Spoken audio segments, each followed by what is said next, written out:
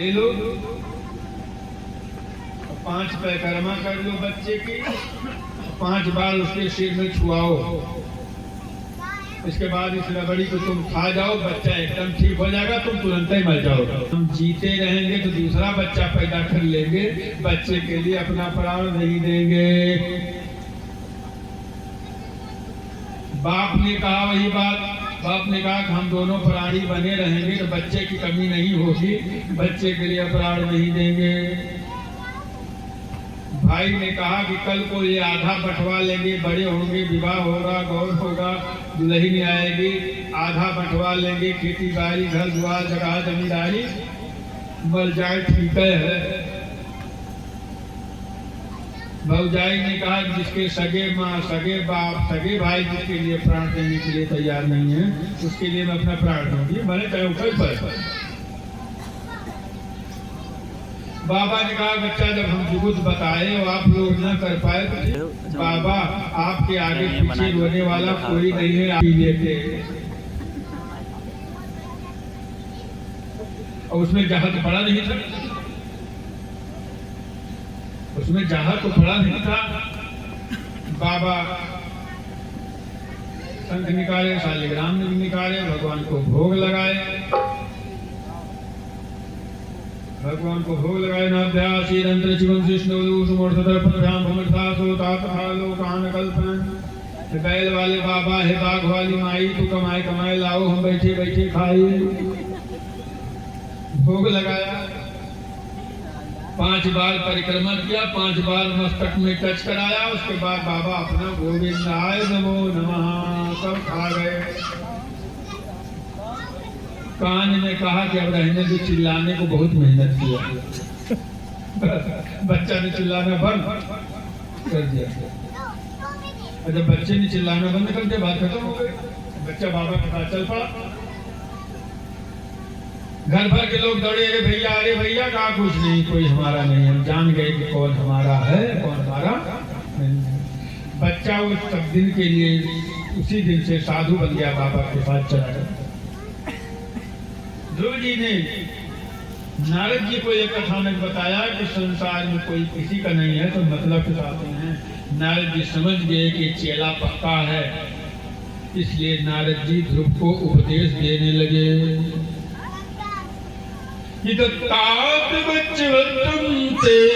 जमुनायास्तटं शुचि पुण्यं मधुवनं यत्र सानिध्यं नित्यदा हरे। हे बेटा, तुम मधुबन चले जाओ, मधुबन में जाकर के एक दिन 3 काल स्नान करना, कुछ खाना पीना नहीं। दूसरे दिन से तपस्या प्रारंभ करना, भगवान का ध्यान करना। अलसी के समान भगवान सांवले हैं, मोर मुकुट है, कमर में करधनी है, पैर में पैजनी है, ऊँट उनके लाल लाल है, नासिका छोटी सी है, काले घुंघराले उनके बाल हैं, मुस्कुराता चेहरा है, 16 साल की उम्र है। ऐसे भगवान का ध्यान करना। और मंत्र बता दिया कि इस मंत्र का तुम ध्यान पूर्वक जप करना, तुमको इसी से भगवान मिल जाएंगे। ध्रुव जी प्रसन्न हो गए, मंत्र पा गए, ध्यान पा गए, ज्ञान पा गए, मधुबन चले गए। और नारद जी ध्रुव के पिता उत्तानपाद के पास पहुंचे। वो सिर पर हाथ रखे बैठे हुए थे। भला बताओ, जिसका 5 साल का बच्चा जंगल में तपस्या करने चला गया हो, उस बाप के ऊपर क्या बीतेगी। सिर पर हाथ रख के बैठे हुए थे। नारद जी ने कहा उत्तानपाद से, राजन् किं ध्यायसे मुखेन परिशुष्यता, किमु वा निरिष्यते कामो धर्मोऽर्थेन संयुतः।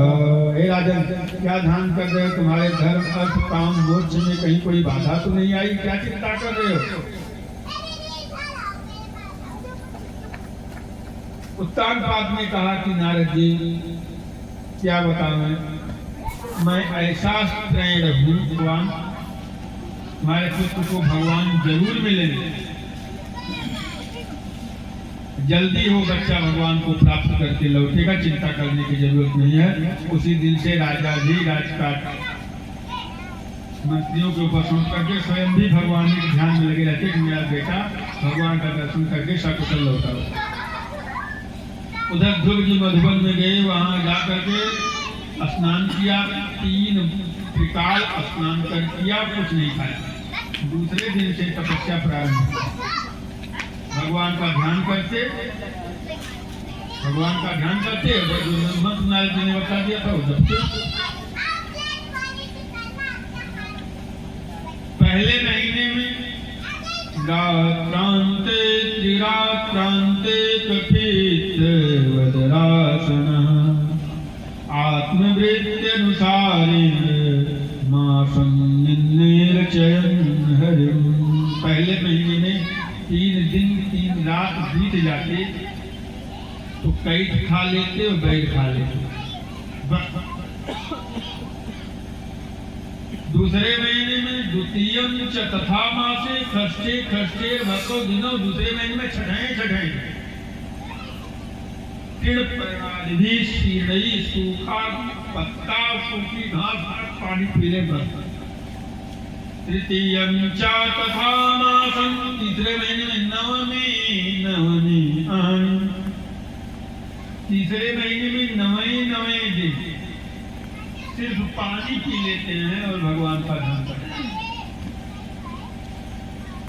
चौथे महीने में 12वें दिन केवल सांस लेते हैं, हवा पी लेते हैं बस।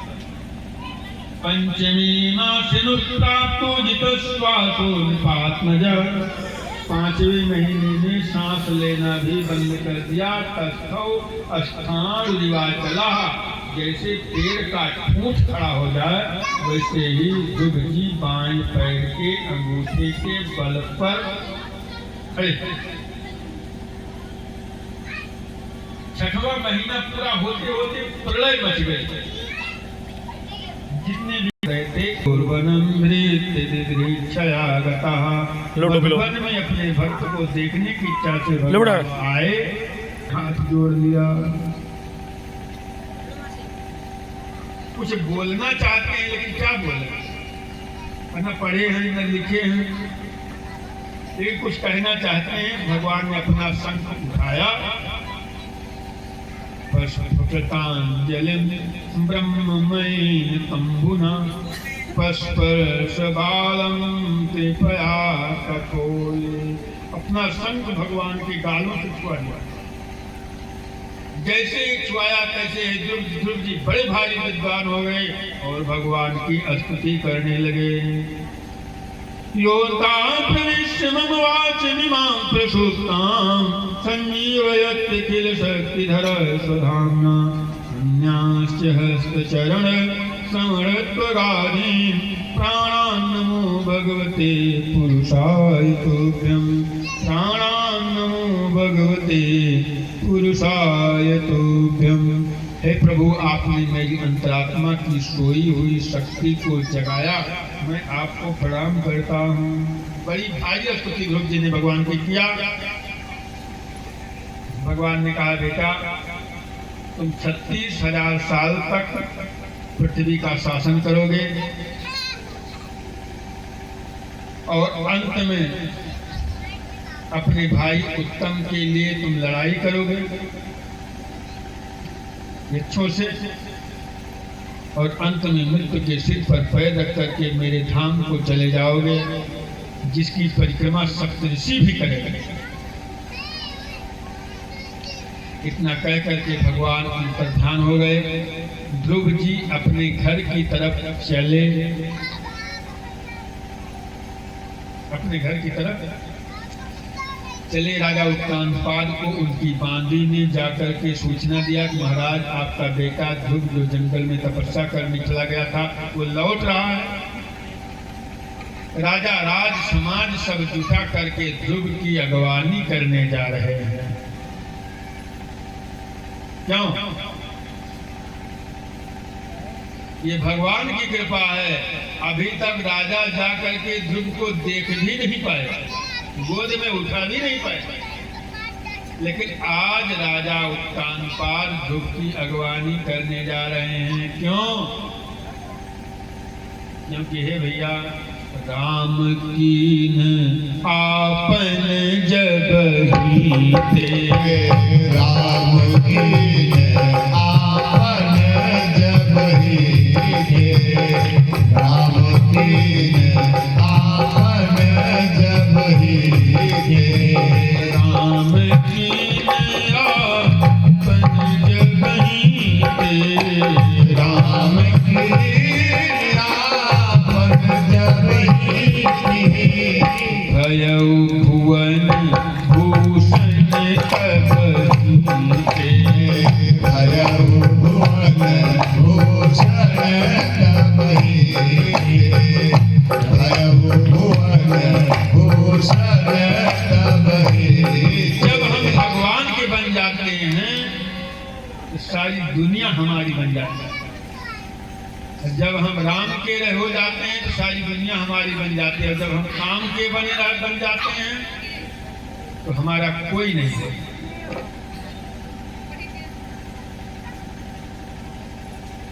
पति देव पत्नी को राज करके 420 करके चोरी करके बेईमानी करके कितना धन ला के देते हैं, लेकिन कभी पत्नी उसको स्वामी जी नहीं कहेगी, प्यार से बोलेगी नहीं। और एक बाबा है पड़ा हुआ है शांति से, दुनिया से कोई मतलब नहीं, बाबा को 100 बार पैसे हो जाए। क्यों? क्योंकि वो राम का है, वो काम का है। जब राम अपना बना लेते हैं तब सारी दुनिया हमारी बन जाती है। और जब हम काम के बने रहते हैं तो हमारा कोई नहीं होता। बिंदु जी लिखते हैं इस बात बाबा, जब ये दिल दुनिया का था, दुश्मन हजारों बन गए,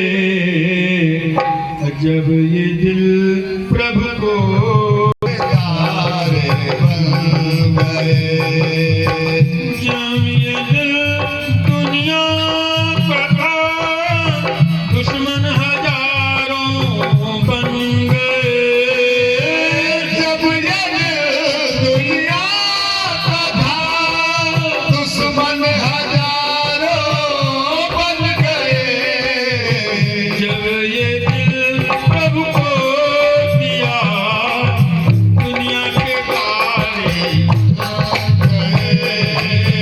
जब ये दिल प्रभु को दिया, दुनिया के तारे बन गए, जब ये दिल प्रभु को दिया, दुनिया के तारे बन गए, श्याम सुंदर तो हम आशिक तुम्हारे बन गए, श्याम सुंदर अब तो हम आशिक तुम्हारे बन गए, हम तुम्हारे बन गए और तुम हमारे बन गए, हम तुम्हारे बन गए और तुम हमारे बन गए,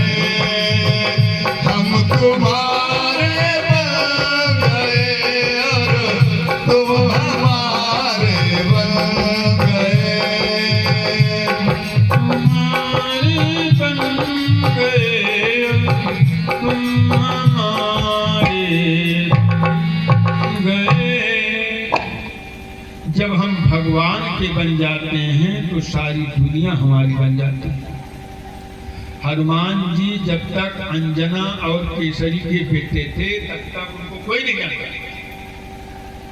जानता था, लेकिन जिस दिन से वो सीताराम के बन गए, सीताराम के बेटे बन गए,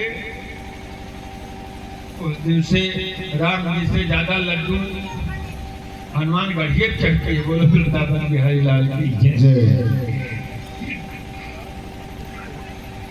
हनुमान गढ़ी जाने में परला है, भले कने पहुंच चले जाओ तो उतना परला नहीं है। आज भी देख लिया क्यों? क्योंकि वो राम के हैं। तो जब हम भगवान के बन जाते हैं तो सारी दुनिया हमारी बन जाती है, और जब हम दुनिया के बनते हैं तो हमारा कोई नहीं। दिखानी तक आज राजा उत्तानपाद ध्रुव की अगवानी करने गए। सर्वप्रथम ध्रुव ने अपनी विमाता सुनीति का पैर छुआ, सुरुचि का पैर छुआ, उसके बाद अपने पिता उत्तानपाद का पैर छुआ, आखिरी में अपनी माता का पैर छुआ। बड़े सम्मान के साथ ध्रुव आए। बहुत दिनों तक इनके पिता ने राजकाज किया। उसके बाद ध्रुव को ही राजकाज सौंप करके स्वयं सुनीति के साथ जंगल में तपस्या करने चले गए। हर हितु आप जेठे सुते राज में प्रतीना, और हर हितु आप गवन बन कीना। महाराज चले गए जंगल में तपस्या करने के लिए। ध्रुव जी राजा बने, बहुत दिनों तक राज्य किया। इनके दो बेटे हुए, कल्प और वत्सर। तो एक दिन ध्रुव का भाई उत्तम जंगल में गया था शिकार खेलने के लिए। जंगल में उसकी यक्ष से मुलाकात हो गई। यक्ष ने उत्तम को मार डाला। इनकी विमाता सुरुचि जंगल में उसका पता लगाने गई। दैव संयोग जंगल में आग लग गई, वो भी उसी में जल करके मर गई। ध्रुव को ये बात पता चली, मेरी माता दाबाग में जल करके मर गई, मेरा भाई को यक्ष ने मार दिया। तो ध्रुव को क्रोध आया। उन्होंने अपना धनुष बाण उठाया, अपनी सेना सपाटा इकट्ठा किया, यक्षों की पूरी अलकापुरी पर चढ़ाई कर दिया। और यक्षों के राजा कुबेर ने, तब यक्षों के राजा कुबेर मनु महाराज के पास गए, यानी ध्रुव के बाबा के पास गए। और वहां जाकर के उनको मनाया, कहा कि आपका नाती बहुत बिगड़ गया है, चलिए आप समझाइए। मनु महाराज को लेकर के कुबेर जी यक्षों का प्राण लेकर के लिया है। तो ये बताओ, तुम्हारा क्रोध अभी भी नहीं शांत होता। एक भाई के बदले तुमने करोड़ों यक्षों को मार डाला, फिर भी तुम्हारा बदला नहीं पूरा हुआ। लड़ाई बंद करो। मनु महाराज के डांटने से ध्रुव जी ने लड़ाई बंद किया। यक्षों के राजा कुबेर आए, ध्रुव से कहे, बेटा हम तुम्हारी पितृभक्ति से बड़े प्रसन्न हैं, तुम जो चाहो हमसे मांग लो, तुम जो चाहो हमसे मांग लो। कहा कि अब क्या मांगे? 5 साल में हमने भगवान को प्राप्त कर लिया, तो हमको मांगने की कोई जरूरत नहीं है। हाँ, अगर आप देना चाहते हो तो यही हमको दे दो कि हमारे मन में मांगने की इच्छा ही न पड़े। हमारे मन में मांगने की इच्छा ही न पड़े। कुबेर महाराज प्रसन्न हुए, खूब आशीर्वाद दिए। उसके बाद महाराज कुबेर अपने पूरी को गए। ध्रुव जी ने 36,000 साल तक राज्य किया। उसके बाद अपने बेटे वत्सर को राजा बनाया। राजा बना करके स्वयं हरिद्वार में गंगा के किनारे चले गए और भगवान का स्मरण करने लगे। गंगा जी कल कल कल कल कल कल कल कल कल कल कल करते हुए बह रही। ध्रुव जी उठ करके वहां से भगे, कहा, गंगा मैया तुम बड़ी हल्ला मचाती हो, इसलिए हम तुम्हारे घाट पर बैठ के पूजवा नहीं करेंगे। गंगा जी देवी का रूप धारण करके आई, कही, बेटा तुम जैसे भक्तों से ही तुम्हें गंगा बनी हो, और तुम हमारा किनारा छोड़ करके चले जाओगे तो मेरी महत्ता घट जाएगी। आज से मैं यहाँ कोई आवाज नहीं करूंगी, आप श्रद्धा से प्रेम से आप भगवान का भजन करो। तब से गंगा जी वहां बड़ी शांति से बहने लगी। आज भी वो गंगा है, उसका नाम है शांति गंगा। बोलो गंगा मैया की जय।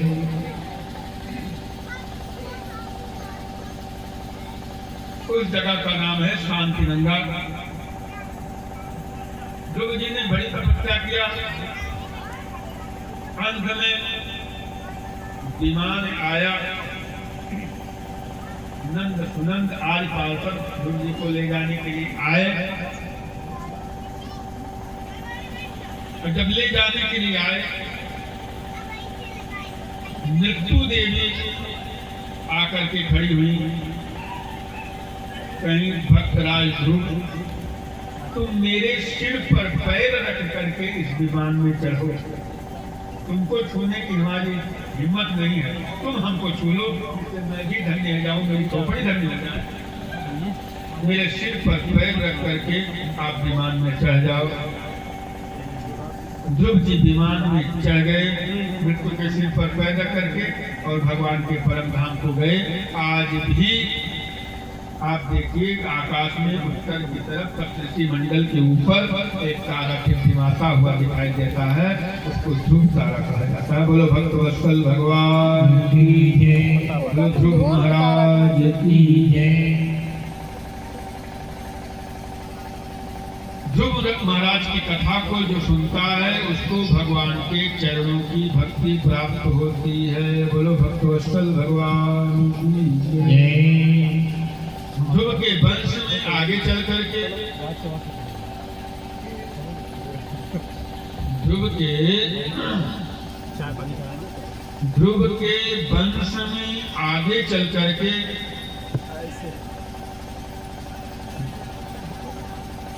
अंग नाम के राजा, क्या नाम था? अंग नाम के राजा हुए। अंग महाराज के कोई संतान नहीं थी, संतान के लिए दुखी रहते थे। बहुत दिनों तक उन्होंने इंतजार किया, प्रतीक्षा किया, लेकिन उनको कोई संतान नहीं हुई। संतान के लिए दुखी रहते थे। एक दिन की बात है, महाराज अंग के दिमाग में बात आई,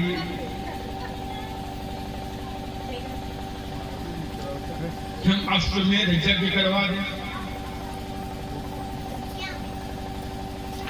धन है बाहर निकल तो अश्वमेध यज्ञ के लिए सारी संरचनाएं रची गई। ब्राह्मण लोग आए,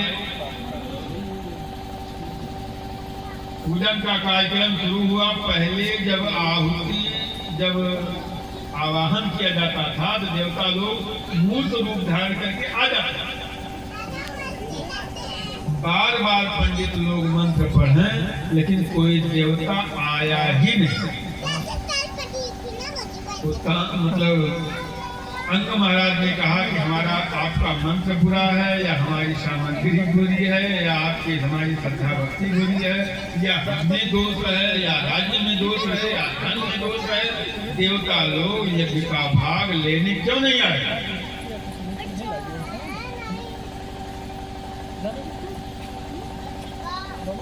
पंडित लोग कुछ न बोले, वो उनका मुंह देखे, वो उनका मुंह देखे, वो उनका मुंह देखे। पंडित लोग क्या बोले? राजा महाराजा कौन बात? राजा ने कहा कि जय मत, आप लोग साफ साफ बताओ कि हमारी सामग्री गड़बड़ है, क्या हुआ, या हमारी श्रद्धा भक्ति गड़बड़ है, या हमारा धन गड़बड़ है, या आपका मंत्र गड़बड़ है, आपकी तपस्या गड़बड़ है, आपकी विद्या गड़बड़ है। देवता लोग क्यों नहीं आ रहे हैं अभी का भाग लेने? ब्राह्मणों ने बहुत हिम्मत करके कहा कि महाराज आप के पास संतान नहीं है, इसीलिए देवता लोग आपके हाथ का दिया हुआ भाग नहीं लेना चाहते, इसलिए नहीं आए। अब किसी को इतना डायरेक्ट कर दिया जाए, जाओ मैडम। महाराज तुरंत बेहोश हो गए, कांपने लगे, मेरे कोई संतानें नहीं। रोने लगे महाराज अंग। जब ब्राह्मणों को दया आई, ब्राह्मणों ने कहा कि महाराज आप पुरोडास नाम का चंद बनवाइए, उसी से आहुति होगी पहले आपको बेटा होगा, जग बाद में। और राजा महाराजा को कुछ हेरना ढूंढना तो था नहीं, आदेश दिया, लिस्ट दिया, आ गई, सामान आकर के तैयार हुआ। बड़ी श्रद्धा से, बड़े प्रेम से आहुतियां पढ़ने लगी। तो अग्नि भगवान स्वयं चर लेकर के, खीर लेकर के प्रकट हुए, कहे अपनी रानी सुनीता को उसको खिला देना, आपको पुत्र हो जाएगा। भगत सहित मुझे आहुति दीने, प्रगटे अग्नि चरु कर लीने, खीर लेकर के प्रकट हुए, आपकी रानी सुनीता को खिला दो, आपको बेटा हो जाएगा। जाओ। नींद लगी। अब राजा ने सुनीता को जाओ जाओ जाओ। खीर खिलाया, फलस्वरूप उनके बेटा हुआ। बेटे का नाम रखा गया बेन। सो गए। बेटे का नाम रखा गया बेन। अब बेन हो गया, जब शुरू हुई, तुम्हें जग भी हुई, फिर पूरी हुई। लेकिन बेन अत्याचारी, दुराचारी, पापाचारी सिद्ध हुआ। गांव फुकवा दे, घर फुकवा दे, गैयों को मारे, ब्राह्मणों को मारे। उसका इतना अत्याचार हो गया कि अगर वो निकल पड़ता तो घर में ताले बंद हो जाते। इतना दुष्ट निकला। एक दिन वेद ने क्या किया, ब्राह्मणों का गांव का पूरा गांव ही फुकवा दिया। अपना मतलब क्या? राजा अंग के पास सूचना आई कि वेद ने पूरा गांव ही फुकवा दिया है। तो सोचा कि अभी ब्राह्मण लोग हमारे पास उलाहना लेकर के आएंगे तो हम उनको कौन जवाब देंगे। इस डर के मारे महाराज अंग घर छोड़ करके चले गए। फिर लौट के आए। महारानी सुनीता ने बहुत ढूंढवाया, लेकिन वो मिले नहीं। अब राजा था नहीं, लोगों ने बेन को ही राजा बना दिया। और जब बेन राजा बना तो और अत्याचार करने लगा। एक तो बाघ, दूसरे बंदूक बांधे। उसके अत्याचार से प्रजा त्राहि करने लगी। ब्राह्मण लोग गए, बेन को समझाया कि महाराज आपके पिता इतने बड़े धर्मात्मा थे, आपके बाबा इतने बड़े धर्मात्मा थे, आपके वंश में भक्तराज ध्रुव हुए हैं, आप मनु के वंश के हैं, इतना अत्याचार आपको नहीं करना चाहिए। प्रजा आपसे त्राहि कर रही है, कम से कम प्यार से रहो और रहने दो। बेन को क्रोध आया, कहा जिसकी बिल्ली उसी में आऊं, हमारे राज्य में रहते हो, हमारा ही खाते हो, उसके बाद हमें को बुद्धि बताते हो। वेद बिगड़ गया, कहा सबको ले जाओ, मार जाओ। ब्राह्मण तो ब्राह्मण श्राप दे दिया बेन को, तुम्हारा प्राण निकल जाएगा। तुरंत बेन प्राणहीन हो, शरीर लुढ़क गया। हाहाकार मचा। बेन की माता सुनीता ने तेल की नाव में उसके शरीर को सुरक्षित रखा, स्वयं राजकाज चलाने लगी। लेकिन ऐसा हो गया कि प्रजा भूखों मरने लगी। अगर राजा अच्छा होता है तो प्रजा का विकास होता, राजा बुरा होता है तो प्रजा का विनाश होता।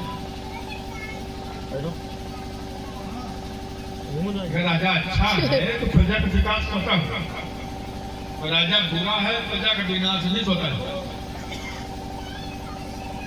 इसलिए राजा अच्छा ढूंढना चाहिए। एक राजा थे, भेष बदल करके अपने राज्य की हाल चाल लिया करते थे।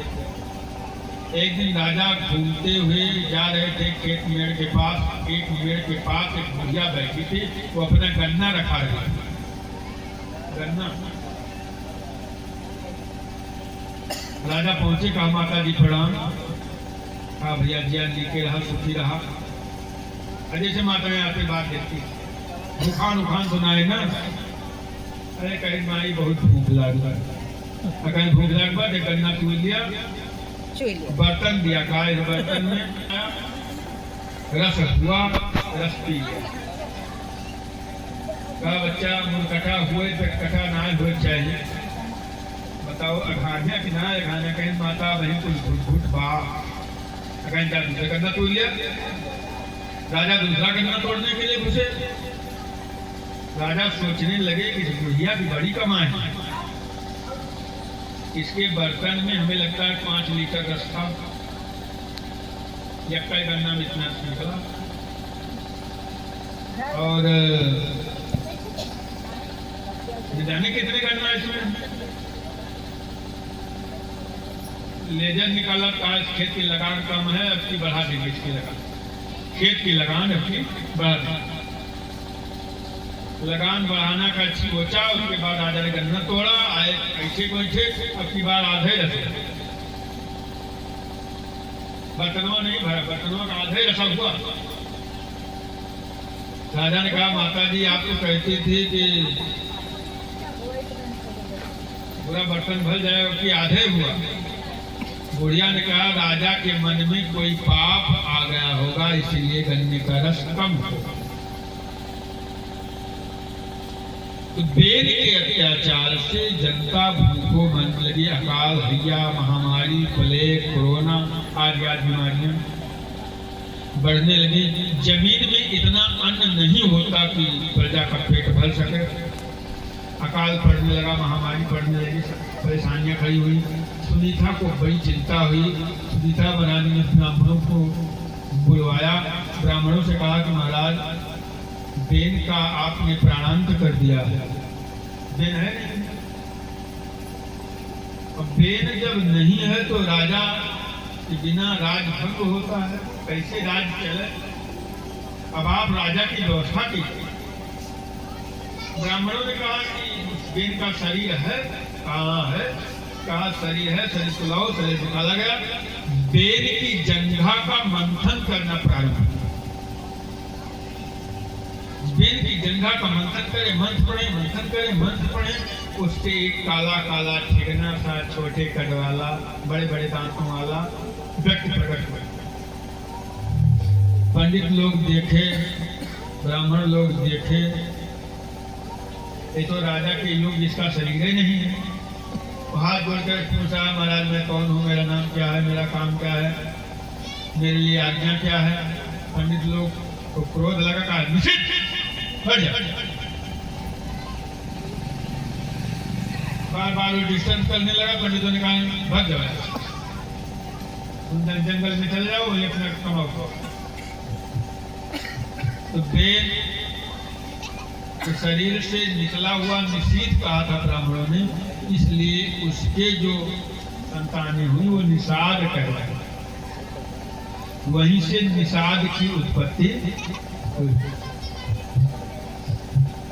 फिर ब्राह्मण लोग बेन की भुजा का मंथन करने लगे। भुजा का मंथन करते करते उनके शरीर से स्त्री पुरुष का जोड़ा उत्पन्न हुआ। तो भगवान स्वयं स्त्री पुरुष के रूप में आए। महारानी लक्ष्मी स्त्री के रूप में, भगवान स्वयं राजकुमार के रूप में। उसी बेन की भुजाओं के मंथन से उत्पन्न हुए। उनका नाम रखा गया पृथु। उनका नाम रखकर महारानी का नाम रखा गया महारानी अर्ची, जो लक्ष्मी के अवतार था। ये पृथु भगवान के अवतार माने जाते हैं। बोलो पृथु भगवान की जय। पृथु भगवान प्रकट हुए, सब चारों तरफ प्रसन्नता छा गई।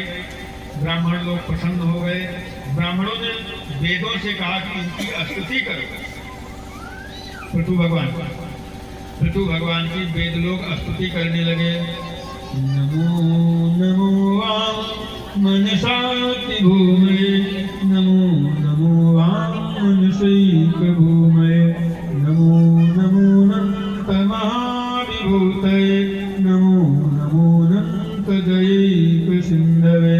न धर्मनिष्ठोऽस्मि न चात्मवेदी, न भक्तिमान् स्वचरणारविन्दे। अकिञ्चनोऽनन्यगति शरण्यं तत्पादमूलं शरणं प्रपद्ये। न निन्दितं कर्म तदस्ति लोके, सहस्रशोऽयं न मया दधा।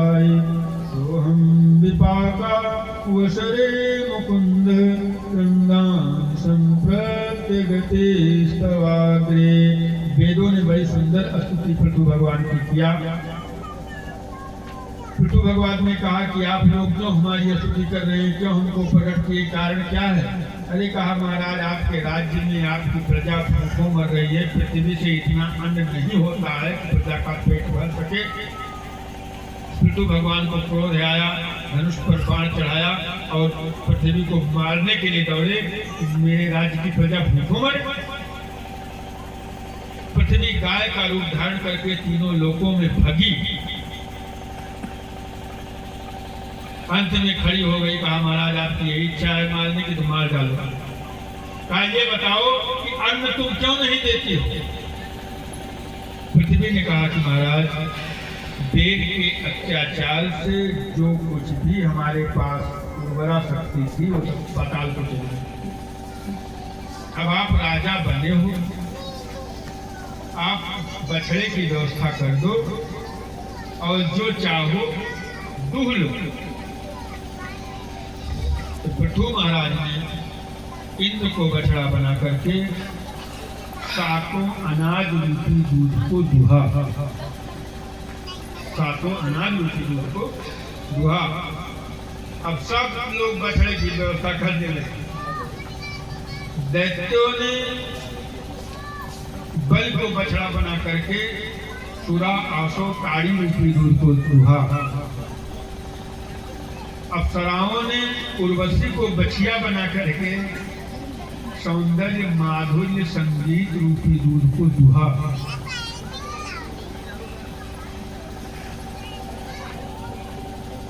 ऋषियों ने बृहस्पति को बछड़ा बना करके दूध दही घी मधु शर्करा रूपी दूध को दुहा।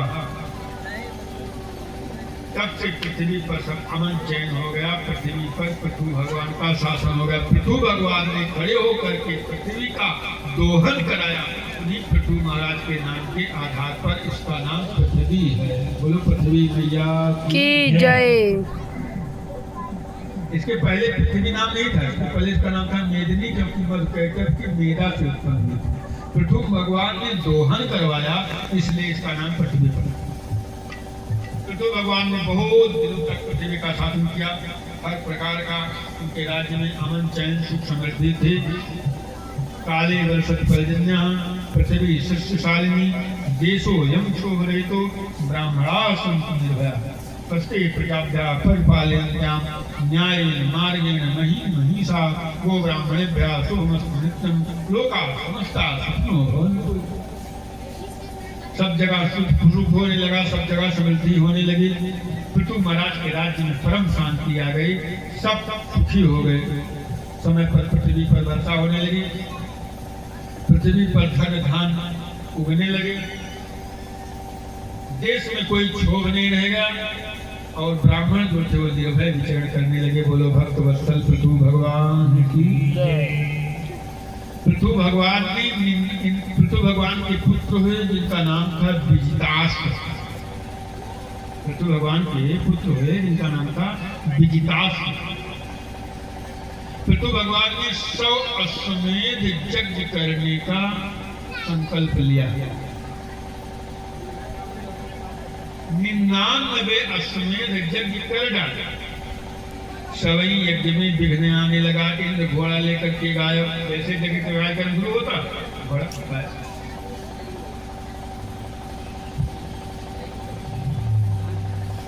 तो विजितास्त्र महाराज घोड़ा ढूंढने जाते।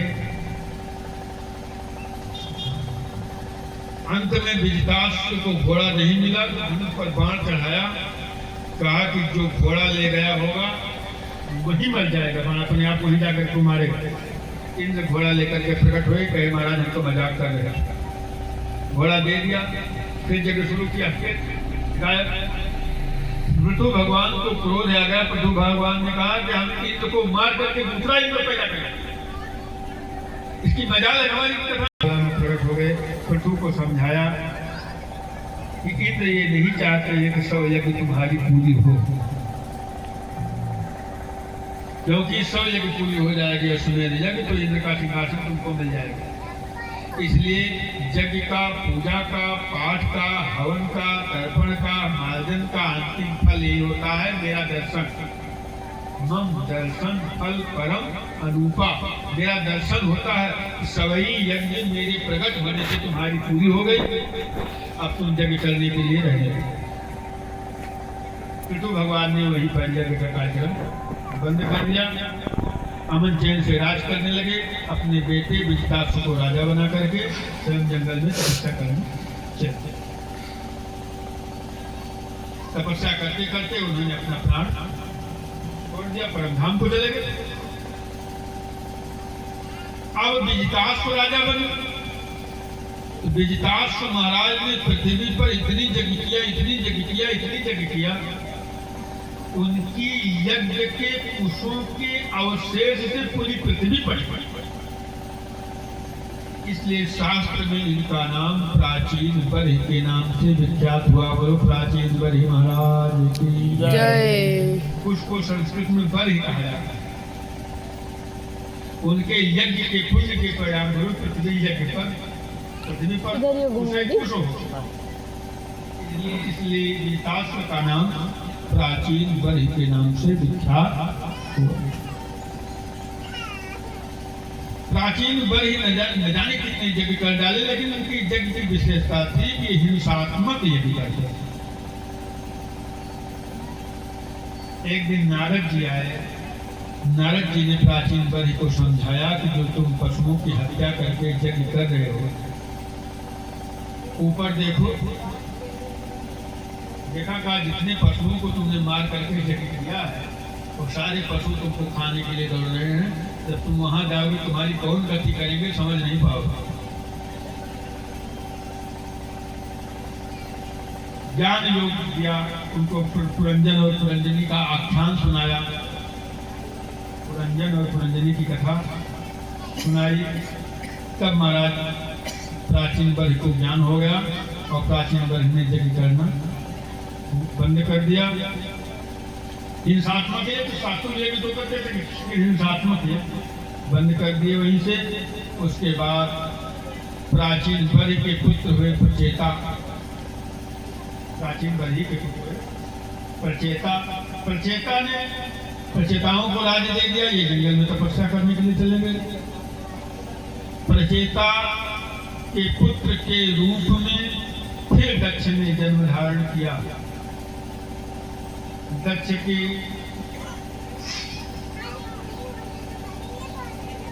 प्रचेताओं ने रुद्र गीत का गायन किया। रुद्र गीत का गायन करके प्रचेता लोग कुमार का आश्रय लेकर के जंगल में चले गए।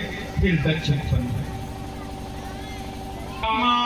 राम कथम मुने, जो प्रियव्रत थे, परम भागवत थे, आत्मा राम, ये व्रत के बड़े शौकीन थे। मनु महाराज के जो दूसरे पुत्र थे प्रियव्रत, बड़े व्रत के शौकीन थे, रोज नया नया व्रत धारण करते, इसलिए इनका नाम है हो गया प्रियव्रत। बोलो प्रियव्रत महाराज की जय। प्रियव्रत महाराज, प्रियव्रत महाराज ने उस व्रत के प्रभाव से प्रियव्रत महाराज सूर्य के समान तेजस में, प्रकाश सूर्य में होता है उतने प्रियव्रत में। प्रियव्रत महाराज ने ये संकल्प किया कि मेरे राज्य में कभी अंधेरा नहीं होगा। अपने रथ पर बैठे, एक तरफ सूर्य का प्रकाश होता, एक तरफ महाराज प्रियव्रत का प्रकाश होता। इतने बड़ी प्रताप। सूर्य के पीछे पीछे इन्होंने 11 अर्बुद पृथ्वी का शासन किया। कितना? 11 अर्बुद माने अरब, 11 अरब साल पृथ्वी का शासन महाराज प्रियव्रत ने किया और कभी अंधेरा नहीं। एक तरफ सूर्य का प्रकाश रहता है, एक तरफ प्रियव्रत का प्रकाश रहता है। इन्होंने सूर्य के पीछे पीछे अपने रथ को इतना दौड़ाया, इतना दौड़ाया, इतना दौड़ाया, इतना दौड़ाया कि 7 समुद्र और पृथ्वी के पर 7 द्वीप और 7 समुद्र बने। 7 द्वीप नवखंड बन गए।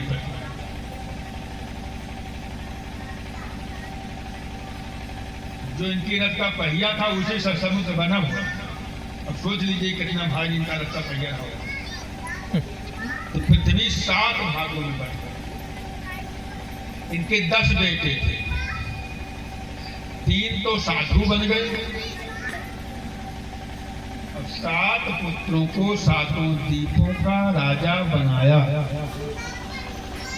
और कथा भागवत में 7 की नहीं लिखी गई है, लेकिन जम्बू द्वीप का राजा, ये जो भारतवर्ष है इसको जम्बू द्वीप कहा जाता है। गलत पढ़ते हैं पंडित लोग, कहते हैं जम्बू द्वीप पे भारतवर्ष से गलत पढ़ते हैं। जम्बू द्वीप का राजा इन्होंने अपने पुत्र आग्नेय को बनाया।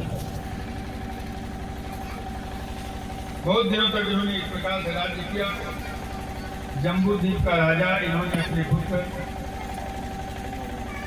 आग्नेय को बनाया। आग्नेय महाराज जो हुए, इनको राजकी नाम की अप्सरा को भेज दिया। पूर्व चिट्टी ने इनकी तपस्या को भंग किया। पूर्व चिट्टी को लेकर के विवाह करके आए, फिर अपना राजपाट चला गया। आग्नेय महाराज के पुत्र हुए नाग।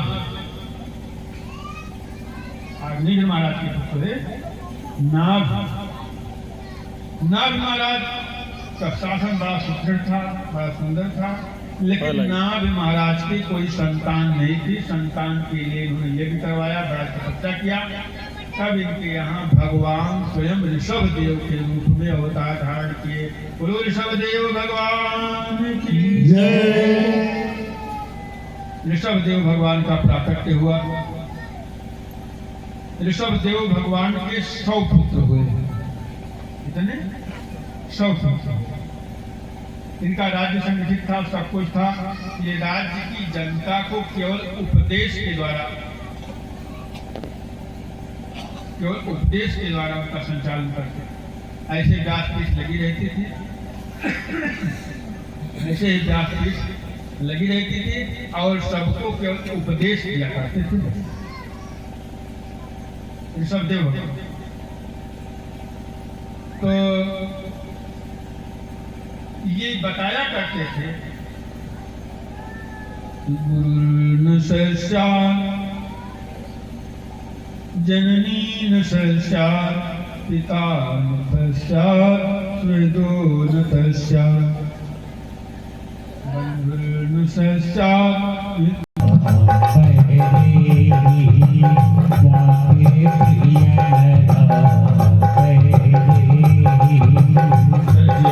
पिता प्रहलाद विभीषण, प्रहलाद विभीषण, बंधु भरत महतारी, बंधु भरत महतारी,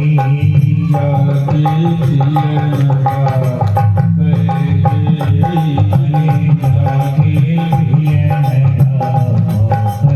ये महाराज केवल उपदेश किया करते थे। ऋषभ देव अपने शास्त्र में 3 भरत की चर्चा आई है। क्या भरत?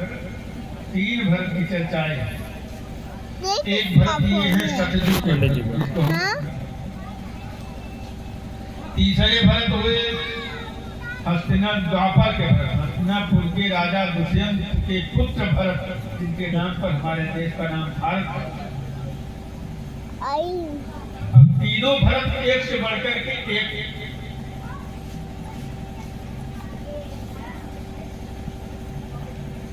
तो श्री भरत जी राजा बने तो बहुत दिनों तक उन्होंने राजपाट किया, लेकिन राज से इनको वैराग हो गया।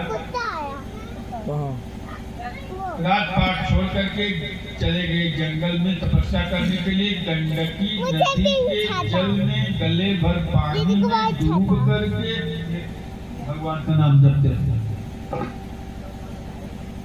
गंडकी नदी नेपाल में, गले भर पानी में डूब करके भगवान का नाम जपते। कि नाम सबसे निराला नाम सबसे निराला है, नाम सबसे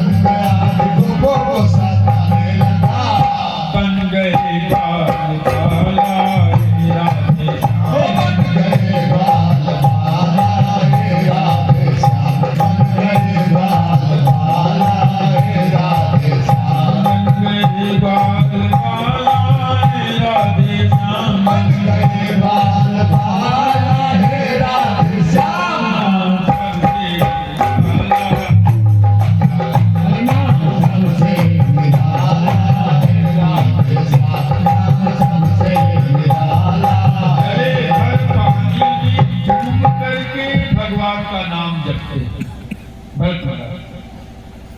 एक दिन ये भगवान का नाम जप ही रहे थे गंडकी के नदी के जल में गले भर पानी में डूब करके। एक हिरनी आई, मृगी, जो गर्भवती थी। जैसे ही नदी में किनारे मुंह लगाया पानी में, ऐसे ही शेर ने बड़े जोर से दहाड़ा, और शेर ने दहाड़ा तो मृगी वैसे भी डरपोक होती है, छलांग मारा जाकर के दूसरे किनारे पर। मृगी उसका प्रारंभ हो गया, उसके पेट में जो बच्चा था वो पानी में गिर गया। बहते बहते इनके पास आया, बच्चे को देख करके इनके हृदय में दया आ गई। महात्मा को देख दया आ गई, और जब दया आ गई तो उन्होंने बच्चे को उठाया, साफ सूफ करके उसको लेकर के आए, बच्चे से पुत्रवत स्नेह करने।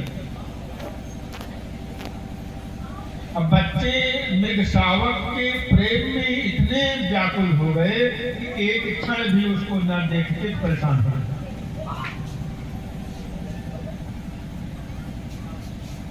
गए लोग संजोग, एक दिन मृग इनको छोड़ करके चला गया, फिर नहीं लौटा। उसी की याद में तड़प तड़प करके इन्होंने अपना प्राण छोड़ दिया।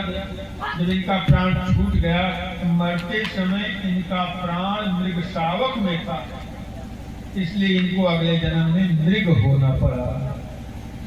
अंते मति आगति, अंत में जो बुद्धि होती है वही जीव को हो जाना पड़ता है। इसलिए मरते समय केवल भगवान में अगर बुद्धि हो तो जीव भगवत स्वरूप को प्राप्त हो जाता है। बेटी बेटा परिवार कुत्ते बिल्ली में अगर मन होगा तो वही होगा। इसलिए अपने को बहुत समाहित रखना चाहिए। इसलिए जन्म जन्म मुनि जतन करा, अंतराम कही आवत नहीं। इसीलिए अभ्यास किया जाता है। मतलब एक सांस भी फालतू न जाए, पता नहीं वो सांस कब आएगा। तो अंते मते, मरते समय इनकी बुद्धि मृग के बच्चे में थी, इसलिए इनको अगले जन्म में मृग हो। जब महाराज मृग हो गए भरत तो अपनी, लेकिन इनको भगवान की कृपा से, तपस्या के तेज से, नाम की आशीर्वाद से पुराने जन्म की याद जो बनी थी, पुराने जन्म की याद इनको खत्म नहीं थी, याद बनी थी, याद बनी।